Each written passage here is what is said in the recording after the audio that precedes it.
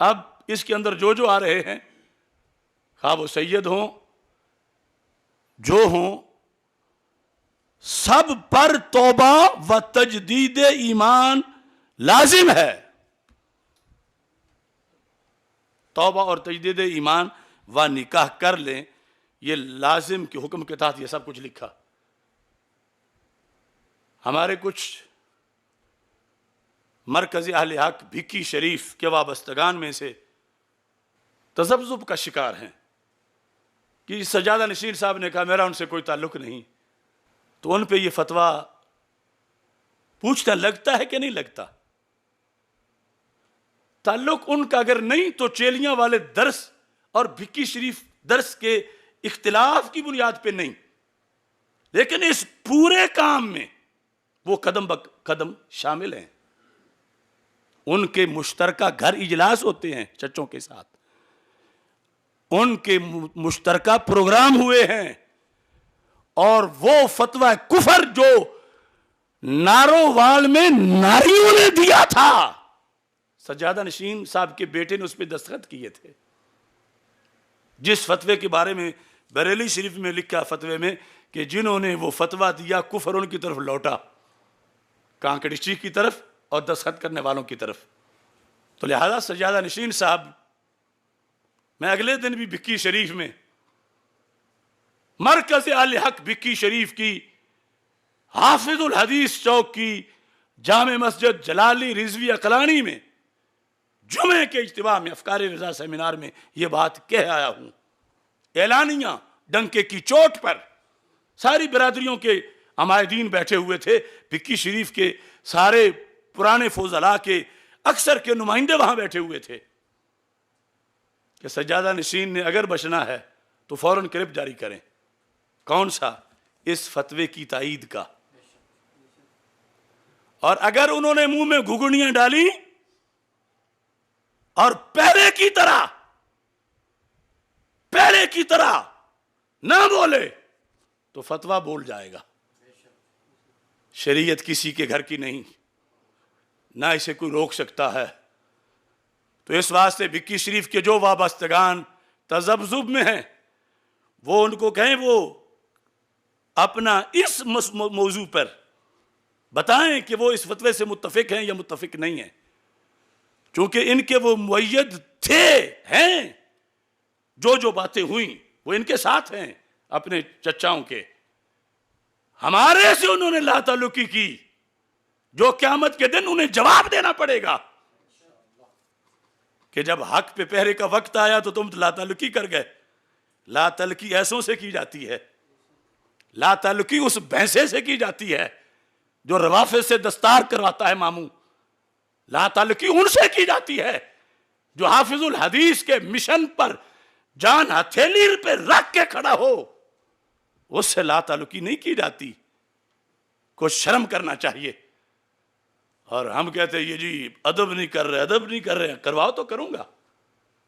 کیا پہلے کیا دیتے تھے تم مجھے جب تمہیں اوپر بٹھا کے میں خود نیچے بیٹھ جاتا تھا؟ صرف گدے پہ نہیں، اس پہ جامعہ جلالیہ رضویہ مظہر الاسلام داروغہ والا لاہور کا دستار فضیلت کا جلسہ، ان کو کرسی پہ بٹھا کے میں خود ساتھ نیچے بیٹھ کر میری آئی کرسی میں نے خود واپس کرائی کہ میرے لیے شرف ہے کہ میں ان کے قدموں میں بیٹھوں. اللہ بچائے ہم میں تکبر نہیں. کہتے ہیں عقلانے ادب نہیں کرتے. عقلانہ اور شانہ تعلق جو ماضی سے ہے اسے رہنے دو. کاش کہ تم پوچھ سکتے ہوتے حافظ الحدیث رحمۃ اللہ علیہ سے اور حضرت اقدس سے، تمہیں پتہ چلتا کہ عقلانہ تقدس کتنا ہے، اور ملا حافظ الحدیث کی غلامی کی وجہ سے ہے. تو یہ مختصر سی ہماری پریس کانفرنس تھی جس میں جو بھی درد مند ہے وہ درد اپنا دیکھے کہ درد ہے کیا. اب لوگوں نے تو سوال ان سے کرنا ہی ہے، کیونکہ انہی لوگوں نے سنیوں کو کہا کہ چچا اگر اس عقیدے پر ہو نا جو عبد القادر شاہ والا ہے یا فتنہ حویلیوں والا ہے، وہ فتنہ حویلیہ ایک ضرب لگی تو اب تک دھڑک دھڑک دھڑک ہو رہی ہے. ابن فتنہ ناصر باغ میں آ کے پھر فتنہ پھیلا رہا تھا، اور تم الٹے بھی لٹک جاؤ، اشرف آصف جلالی کی ایک ضرب بھی نہیں برداشت کر سکتے. میری ان باتوں کا جواب دو جو میں نے سیمینار کیا رد فتنہ حویلیہ،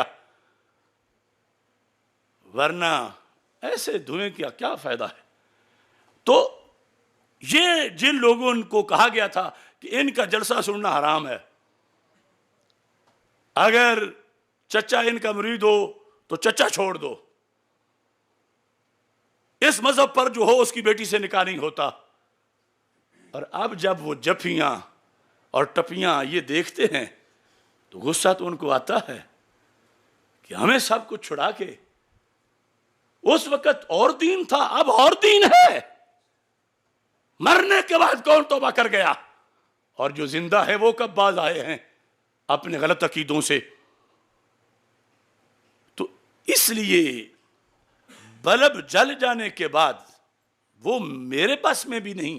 اگلے بلب کہنے نہیں یہ فلاں فلاں کو چھوڑ دو، میں نے تمہیں دکھا تو دیے ہیں ننگے لیکن ان کو چھوڑ دو. اب اگلوں کا غصہ ان کے اپنے کنٹرول میں ہے، اور وہ ہر جگہ ان کو پکڑیں گے، ہر جگہ پوری دنیا میں. کیونکہ رضا سے غداری کر کے، مجدد سے عیاری کر کے، اور سب سے بڑھ کر سرکار مدینہ صلی اللہ علیہ وسلم سے بے وفائی کر کے عزت کو کیسے پائے گا. تو اس لیے دعوت فکر ہے یہ لوگ باز آئیں، یہ لوگ توبہ کریں جیسے بریلی شریف سے کہا گیا. اور باقی سب کے لیے ضروری ہے کہ بریلی شریف فتوے میں ہے کہ ان کی تقریر سننا حرام ہے. میں نے یقیناً دعوت تو قبول کر لی ہے سید منور حسین شاہ صاحب بخاری کی. میں بخاری کی بات کر رہا ہوں، وہ 4 منزلہ والا نہیں، اس کو تو میں 80 کوڑے مرواؤں گا. حکومت سے مطالبہ ہے میرا، اور اسے ڈبل 80 لگیں گے. ایک تو اس نے جو درخواست دی میرے خلاف، اس نے لفظ خطاکار لکھ کے دی اس کذاب نے، جبکہ خطاکار کا لفظ تو بولا نہیں گیا تھا. تو توہین سیدہ فاطمہ اور توہین رسالت صلی اللہ علیہ وسلم کا جھوٹا الزام، کم از کم سزا اس کی 80 کوڑے ہے. اور دوسری حد قذف ان گالیوں کی، کیونکہ وہ منتظم تھا. اب اگرچہ ایک بار بھاگ گیا امریکہ، لیکن آئے گا. اور میرا مسلسل حکومت سے ہر پریس کانفرنس میں جو اس دوران میں نے کی اور بعد میں رہائی کے بعد یہ مطالبہ ہے، میں نہیں چھوڑوں گا ان لوگوں کا، انہیں میں کوڑے مرواؤں گا. اگرچہ کوڑے لگتے پگڑیاں پاؤں میں پڑیں یا اوپر رہیں. میں اس منور کی بات نہیں کر رہا، میں یہ سید منور حسین بخاری کی بات کر رہا ہوں کہ میں نے ان کا یعنی دعوت قبول کر لی ہے. اب بریلی شریف فتوے کے وقت اگرچہ جب مناظر مقابل بولے مجھے کانوں میں روئی دینی پڑے، پھر بھی میں مناظرہ کروں گا کہ فتویٰ تو کہتا ہے اس کی بات سننا حرام ہے، لیکن ادھر چونکہ سید صاحب مناظرے کی دعوت دے رہے ہیں تو اس واسطے مناظرے کا پیغام میں نے قبول کیا. اور تمام اہل سنت کے لیے یہ فتویٰ، اس پہ دستخط لازم ہیں رفض کا دروازہ روکنے کے لیے، نہ میرے لیے نہ بریلی شریف کے لیے، رفض کا دروازہ روکنے کے لیے جو اتنا تیزی سے پھیلایا گیا ہے. تو سارے حضرات اس کا اہتمام کریں. اللہ تعالی ہم سب کا حامی و ناصر ہو. وآخر دعوایا ان الحمد للہ رب العالمین.